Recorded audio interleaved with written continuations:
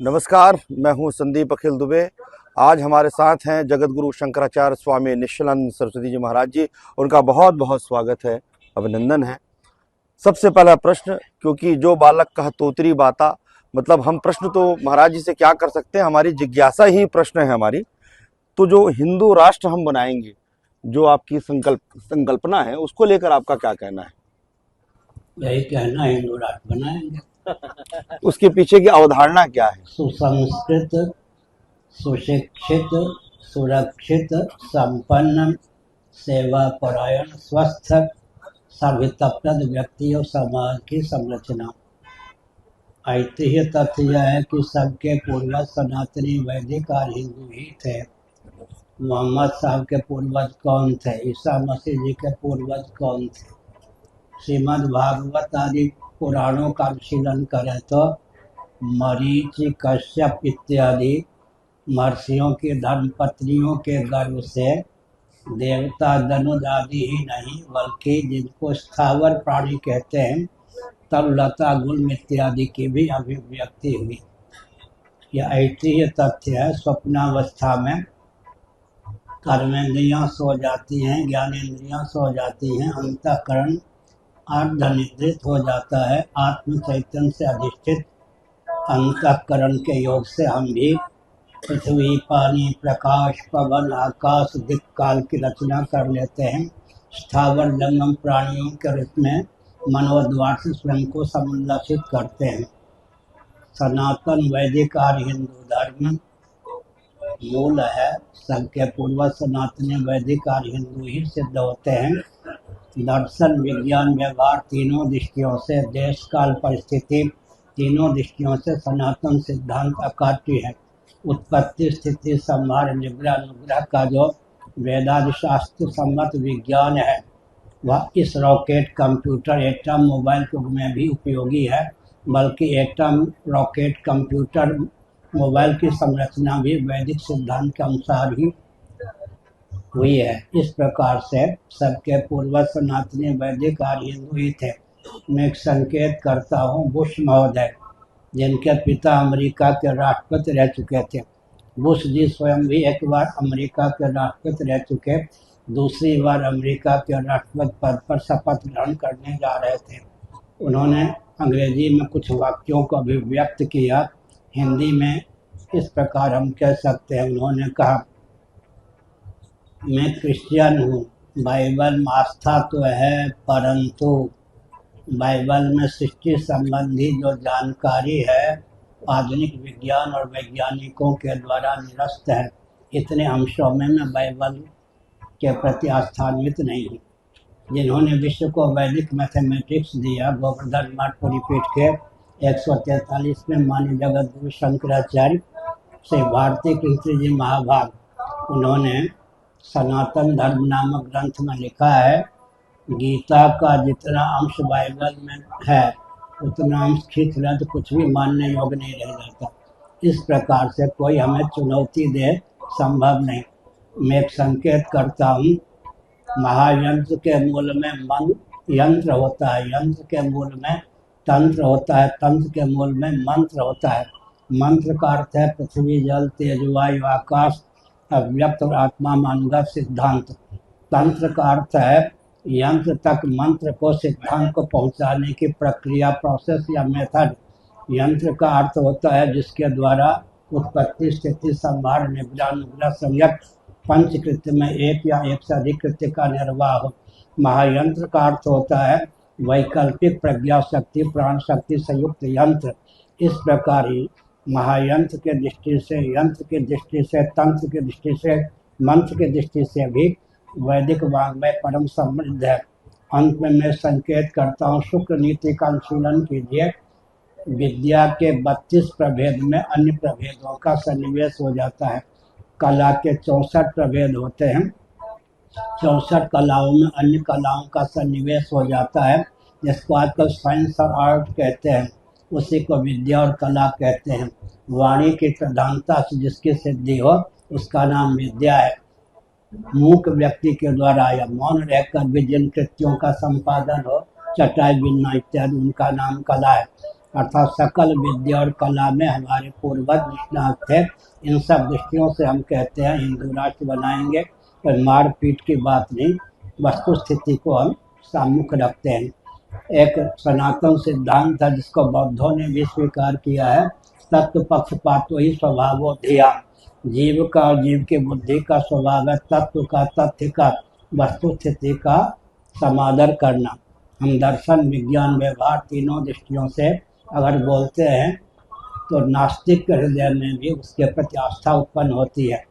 कदाचित वह प्राप्त विवेक का समादर करता है तो महान हो जाता है, प्राप्त विवेक का अनादर करता है, विवेक का अनादर उसका बट्टा बैठा देता है, पृथक से कोई बम गोले बारूद की आवश्यकता नहीं होती।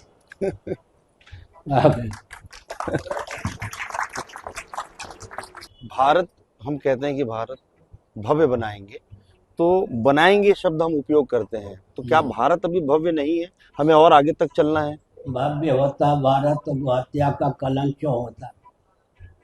पृथ्वी के धारक जितने तत्व हैं सबको विकास के नाम पर विकृत और विलुप्त करने का व्यामोह छाया हुआ है।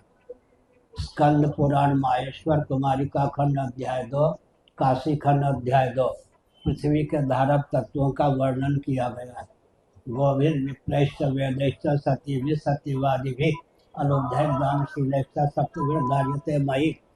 पृथ्वी को धारण करने वाले 7 तत्व हैं।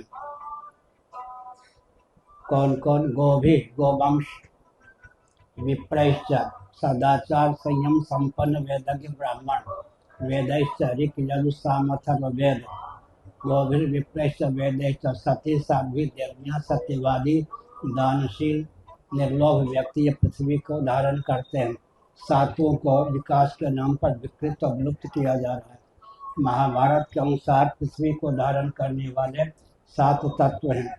धर्म, कामश्च, कालश्च, वसुर वासुकिरेव च, अनंत कपिलश्चैव सप्तैते धरणीधरा। धर्म पृथ्वी का धारक है, धारणा धर्म। काम नाम पुरुषार्थ धर्मा विरुद्धो भूतेषु कामोऽस्मि भर्तर्षभा भी पृथ्वी का धारक है। धर्म, कामश्च, कालश्च, काल भी पृथ्वी का धारक है।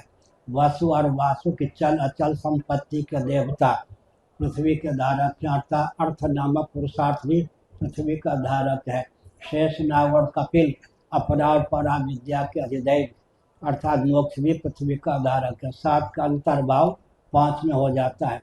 धर्म, अर्थ, काम, मोक्ष और काल पृथ्वी के धारक हैं।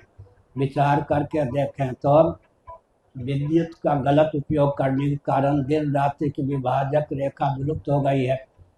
परमात्मा का कोदंड या धनुष काल है, काल कुपित हो गया है। धर्म के नाम पर बीज तो है, तो धर्म का लोप हो रहा है। अर्थ के नाम पर अर्थ का लोप हो रहा है। काम के नाम पर काम का लोप हो रहा है। मोक्ष के नाम पर मोक्ष का भी लोप हो रहा है। व्यापार तंत्र सब जगह छा गया। उन व्यापारियों को पहचानना भी बहुत कठिन है। मैं उदाहरण देता हूँ, बुरा न मानो, होली है, होली का अवसर आएगा ही, वृंदावन जाऊंगा ही। व्यापारियों को पहचानना बहुत कठिन है। 13 व्यापारी पूरे विश्व को चला रहे हैं। राजनेताओं में शासन करने की क्षमता नहीं है।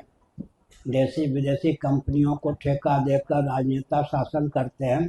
कालांतर में ठेका देने की योग्यता भी नहीं रहेगी तो दुर्दशा होगी।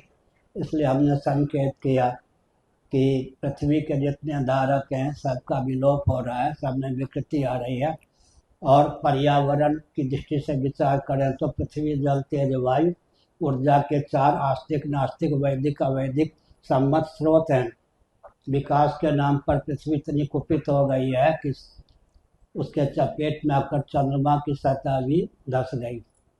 और जल की दुर्दशा है ही, अग्नि की दुर्दशा है ही, पवन की दुर्दशा है ही। और विकास का मापदंड आजकल है महानगर। पहले मोदी जी कहते थे महानगर, फिर संतोष नहीं हुआ तो कहने लगे स्पिरिचुअल महानगर, आध्यात्मिक। अब दोनों कहना बंद कर दिया। महानगर में रहेंगे, शुद्ध पृथ्वी सुलभ होगी। महानगर में शुद्ध मिट्टी सुलभ नहीं, शुद्ध पानी सुलभ नहीं, शुद्ध प्रकाश सुलभ नहीं, शुद्ध पवन सुलभ नहीं। प्रचुर आकाश सुलभ नहीं, शुद्ध मनोभाव सुलभ नहीं, कुल देवता सुलभ नहीं, कुल देवी सुलभ नहीं, कुलाचार सुलभ नहीं, कुलोचित विचार सुलभ नहीं, विकास के नाम पर संतान उत्पन्न करने और भोजन करने की मशीन बना देना मनुष्य को, यही तो विकास आजकल। इसलिए हम विकास के पक्षधर हैं, लेकिन वेदादि शास्त्र सम्मत विधा से विकास को परिभाषित और क्रियान्वित करने की आवश्यकता है। जी महाराज जी।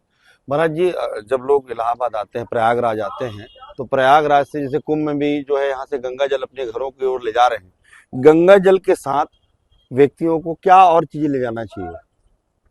मिट्टी यहाँ की, पृथ्वी जल तेज वायु आकाश, ये है ना। आकाश को तो ले नहीं जा सकते, पृथ्वी यहाँ की पवित्र मिट्टी को ले जा सकते हैं, यहाँ के त्रिवेणी के जल को ले जा सकते हैं।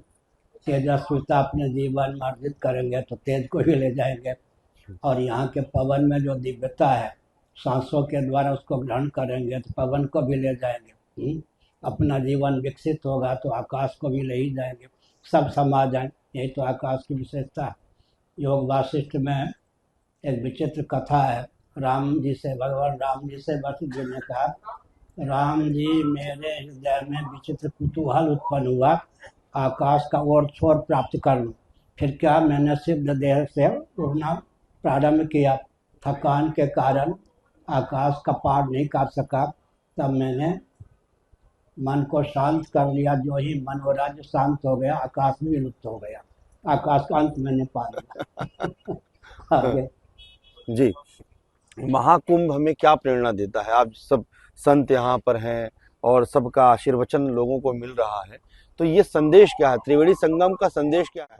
महाकुंभ का संदेश यह दर्शन विज्ञान व्यवहार त्रिवेणी हमारे जीवन में, इनमें सामंजस्य साध कर व्यवहार करें।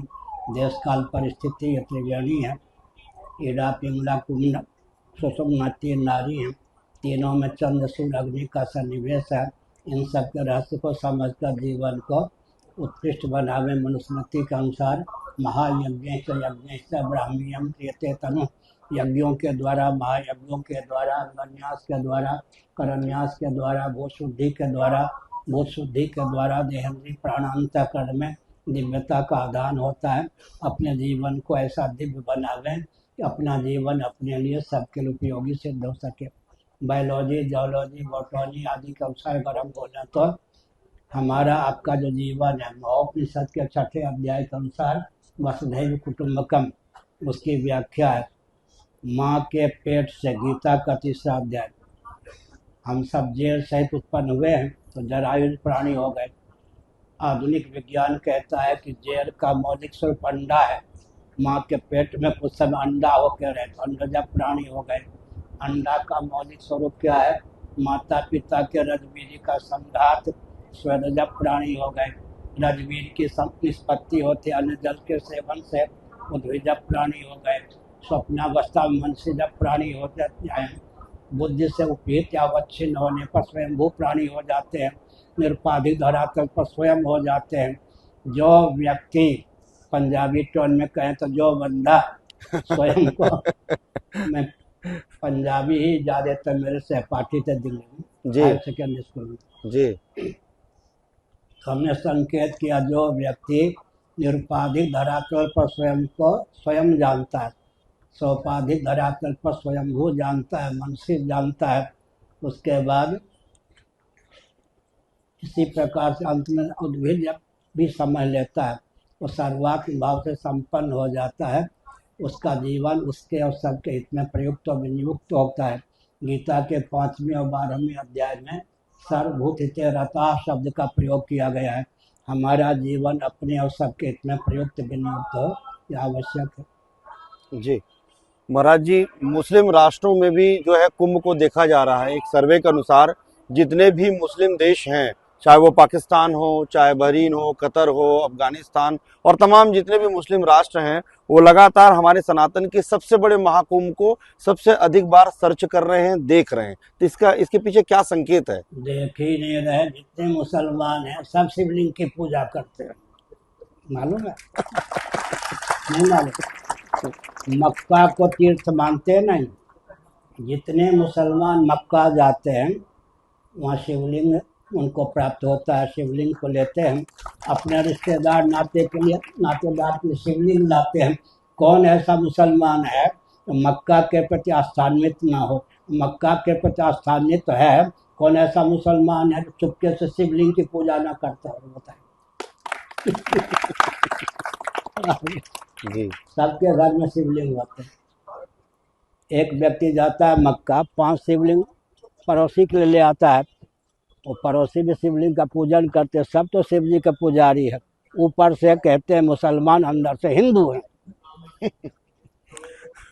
महाराज जी, अभी विज्ञान का युग है, लेकिन जो हमें पढ़ाया जाता है, जैसे आप किसी से पूछेंगे कि गुरुत्वाकर्षण, तो लोग न्यूटन का नाम बताते हैं कि सेव फल गिरा उसके बाद। लेकिन भास्कराचार्य जी को हम पढ़ें या विमान शास्त्र को हम यदि देखें या बिजली की हम बात करें, आज भी हमारे गांव में यदि बिजली कड़कती है तो बुजुर्ग लोग बोलते हैं कि अगस्त अगस्त अगस्त बोलिए। तो इसके पीछे बहुत सारे संकेत हैं, लेकिन युवा पीढ़ी या आज की जो पीढ़ी है इन बातों को नहीं जान पा रही है। तो वो सब जो है आपकी ओर देख रहे हैं।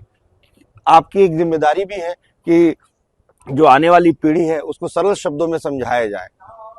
सरल शब्द कहाँ से लाया जाए? आप ही से सीखा जाए। सुनिए, सरल शब्द का प्रयोग किया आपने। जी ध्यानपूर्वक सुन ही रहे होंगे। जी दाढ़ी तो कुछ बढ़ ही गई है, जी बाबाओं के नजदीक आ ही गए। सुनिए, ध्यानपूर्वक सुनिए। एक कौन सा उत्तर प्रदेश है? उत्तर प्रदेश में बरेली है। एक बांस बरेली, एक राय बरेली। एक राय बरेली में या राय बरेली कौन हुए? मल्लाह, कई मल्लाहों से राधे श्याम जी। उन्होंने रामायण की रचना की। जी, राधे श्याम रामायण जी। जी 1 साल तक लगता था तुलसीदास जी के द्वारा विरचित रामायण को कोई पूछेगा नहीं। अब तो राधे श्याम रामायण को कोई पूछता नहीं, पुस्तकालय में है या नहीं। तो राम जी का चरित्र तो राधे श्याम जी ने भी लिखा और तुलसीदास जी ने भी। दोनों में अंतर क्या है? राम जी तो दोनों के प्रतिपाद्य थे। तुलसीदास जी की जो शैली है आर्षिक शैली है, इसलिए उसका समादर हो गया। हम अगर सरल शब्दों में कहना चाहेंगे, सरलता के व्यामों में राधे श्याम रामायण तो चला गया। इसलिए अपना स्तर बढ़ाना चाहिए। यहीं प्रयाग में कुछ गुरुदेव धर्म सम्राट कटपाती निवासी लोगों ने कहा, महाराज सरल बोलिए। उन्होंने कहा, अपनी मेधा शक्ति को और परिपुष्ट कीजिए, हमको राय देकर। अच्छा, दर्शन विज्ञान व्यवहार में सामंजस्य साधकर जो बोला जाएगा वो सरल होगा या दुर्गम होगा या कैसा होगा? जानबूझ के क्लिष्ट तो नहीं बोलना चाहिए, लेकिन दर्शन विज्ञान व्यवहार में देश काल परिस्थिति में जो सामंजस्य साधकर बोला जाएगा उसको समझने के लिए व्यक्ति को स्तर बढ़ाना पड़ेगा या नहीं? हम अगर अपना स्तर जनता के आधार पर ढालेंगे तो कहाँ जाएंगे? नाचने लगेंगे। रामदेव बाप की तो साड़ी भी पहन लेंगे। साड़ी पहन के भी नाचना पड़ा, उनको भगना पड़ा है ना, और सरकार की जी हजूरी करेंगे। इसलिए हमको अपनी शैली में जाने दीजिए। अच्छा, और दूसरी बात है कि प्राइमरी के कक्षा उस शैली में बोलते हैं, एमएससी कक्षा एमए की कक्षा के अध्यापक उस शैली में बोलते हैं। सबकी उपयोगिता है या नहीं? एमएससी को पढ़ाने वाले को कहें कि अब आप प्राइमरी कक्षा को पढ़ाइए, नहीं पढ़ा सकते। पढ़ाएंगे तो वो समझ नहीं पाएंगे लोग। सबकी उपयोगिता है तो आपकी उपयोगिता है तो मेरी भी उपयोगिता है, मेरी उपयोगिता है तो आपकी भी उपयोगिता है। मैं कहूँ मैं ही पर्याप्त हूँ, संभव नहीं। आप कहें कि आप ही पर्याप्त हैं, ये भी संभव नहीं। सबकी उपयोगिता है। राष्ट्र को आप क्या संदेश देना चाहते हैं त्रिवेणी संगम से? ऋग्वेद में राष्ट्र शब्द का प्रयोग संकीर्ण नहीं है, लोक पर लोक। महाराष्ट्र सौराष्ट्र एक राष्ट्र में कई राष्ट्र, लेकिन ऋग्वेद में जो राष्ट्र शब्द का प्रयोग हुआ है लोक पर लोक दोनों के लिए हुआ। राष्ट्र शब्द व्यापक है। पृथ्वी, पानी, प्रकाश, पवन, आकाश, स्थावर, जंगम प्राणियों से मंडित और वैदिक वाङ्मय के प्रति आस्थान्वित भूभाग का नाम राष्ट्र है। पृथ्वी भूभाग, भू भी व्यापक है।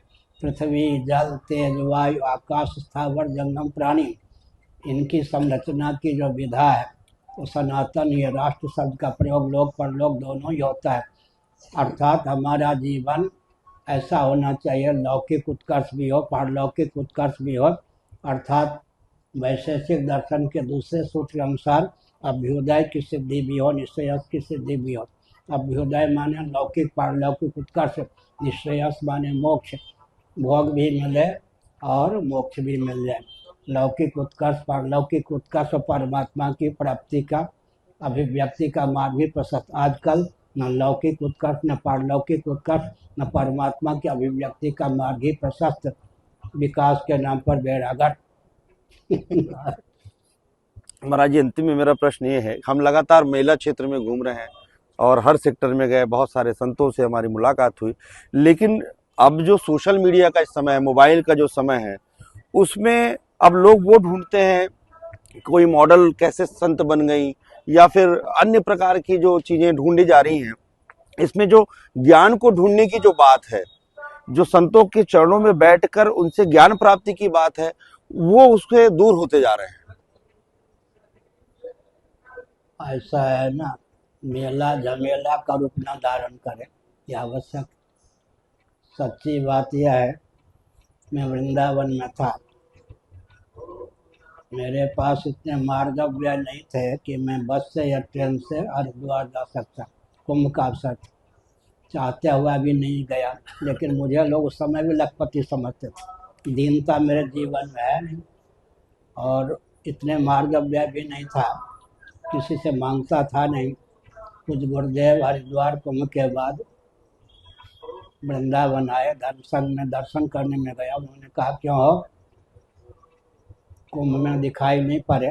फिर उन्होंने कहा तुम शुद्धि का ज़्यादा ध्यान रखते हो, तुम्हारे पास कार नहीं है, बस ट्रेन से यात्रा तुमको पसंद नहीं होगी, लेकिन ध्यान दो, हम तुम भी अगर जाना बंद कर देंगे, अराजक तत्वों की बपौती ही है, सब तीर्थ स्थल हो जाए। रामचरितमानस में सावधान किया गया। आज भी जब वीआईपी कोटि के संत हैं वो मेले झमेले से दूर रहते हैं, आनंद मार्गी।